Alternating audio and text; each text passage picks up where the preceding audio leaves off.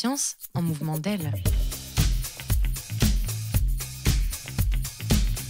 Portrait d'entrepreneuse.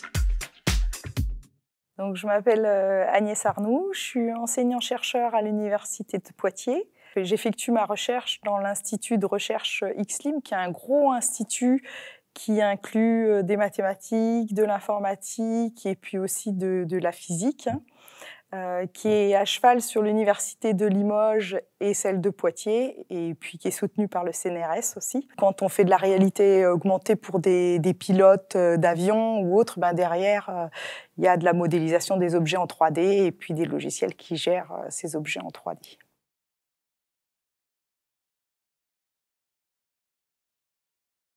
Donc, quand je suis arrivée à Poitiers, au laboratoire, c'est vrai qu'il n'y avait pas beaucoup de filles. Donc, dans mon équipe de recherche, j'étais la première fille.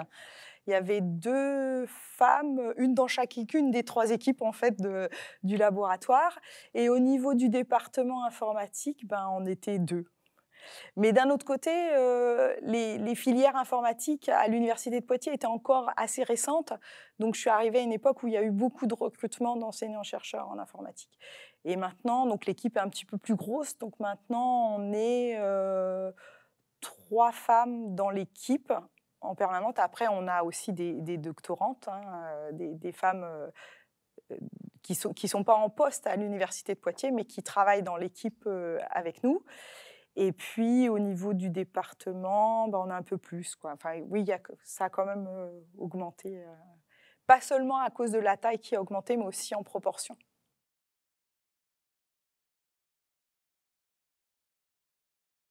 Je suis partie à l'université en me disant je vais faire des mathématiques. J'aimais beaucoup ça, les mathématiques.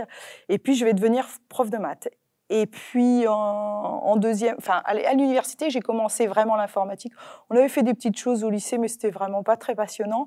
Et à la fac, on a vraiment commencé de la vraie informatique, des vrais profs d'informatique. Ça m'intéressait, l'informatique, parce qu'il y avait ce côté concret. C'est-à-dire qu'on faisait des choses qui ressemblaient un petit peu aux mathématiques, mais on allait jusqu'à une vraie application, une vraie utilisation. Et c'était ça qui m'attirait par rapport à faire des maths. Mais en fait, à l'époque, il n'y avait pas de prof d'informatique, puisque le CAPES, la CAPES a été créée il y a 2 ans, la GREG cette année, donc c'est tout nouveau. Et donc, du coup, si je voulais devenir enseignante, ça voulait dire que j'aille faire des études plus loin, jusqu'à une thèse, et puis que je rentre à l'université. Donc, j'avais quand même conscience que c'était peut-être un petit peu plus difficile. Mais voilà, je me suis lancée et j'ai réussi, donc je suis contente.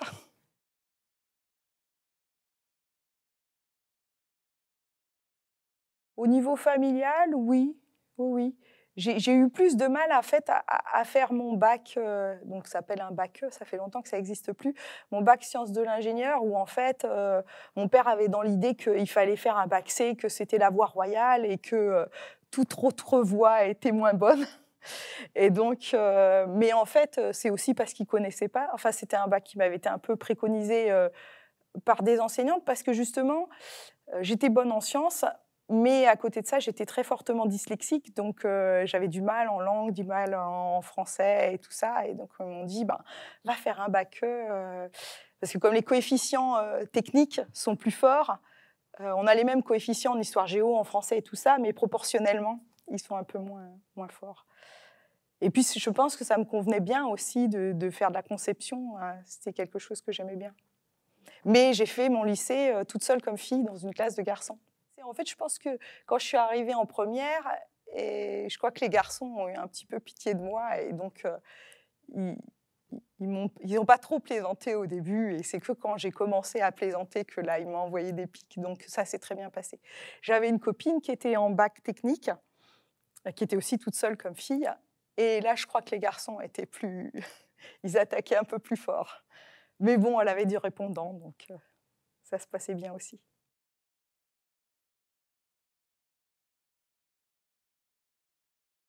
Alors, la première intervention que j'ai faite, c'était dans un collège en Charente. Donc, en fait, c'était autour du film qui a été réalisé par le CNRS sur les femmes physiciennes.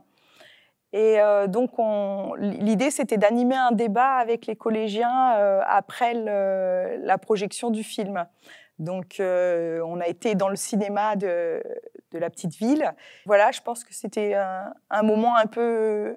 Enfin, qui sortait de la classe, en fait. C'était un peu une sortie pour les élèves et ils étaient intéressés. Et du coup, après, on a ouvert aussi, comme moi je suis informaticienne, on a ouvert sur d'autres sciences, dont l'informatique, dans les débats. Et après, en fait, j'ai fait une intervention dans un lycée. Donc là, on était 3 femmes. Il y avait une technicienne, une ingénieure. Donc moi, j'étais plutôt chercheuse, enfin enseignant-chercheur. Et c'était animé par un journaliste. Et donc, il avait préparé le débat et donc ça a vraiment super roulé. Donc, c'était très bien, quoi. Il nous donnait alternativement la parole. Ça s'est très, très bien passé. C'était très sympathique. Enfin, le fait que le débat soit animé comme ça par un professionnel, on sentait vraiment que c'était un petit peu différent.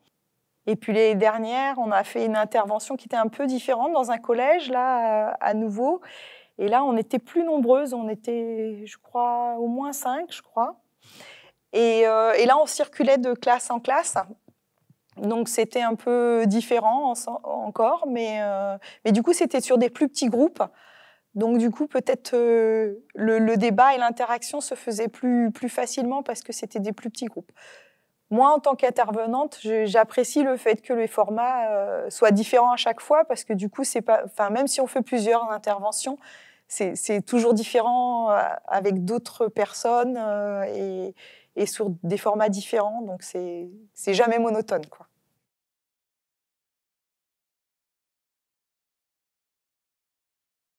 Ben, c'est assez éclectique, aussi bien sur ce que c'est que le métier, enfin expliquer mieux notre métier. Des fois, ça peut être des choses très ponctuelles sur combien on gagne ou des choses ou quels sont nos horaires de travail. Donc, ça peut être des trucs très pratico-pratiques ou des fois des choses de plus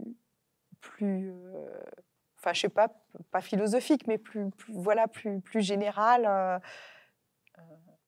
Une fois, une jeune fille qui m'a interrogée pour savoir mais pourquoi il y avait plus de garçons que de filles et en fait, il n'y a pas de raison objective, en fait. Science en mouvement d'elle est portée par l'Espace Mondes France. Cette action a pour objectif de valoriser les parcours professionnels de femmes et de lutter contre les stéréotypes et les inégalités dans les collèges et les lycées. Science en mouvement d'elle a le soutien de l'Union européenne et la région Nouvelle-Aquitaine et se déroule dans le cadre d'un fonds européen de développement régional 2014-2020 en partenariat avec l'Université de Poitiers. À bientôt pour un nouvel épisode.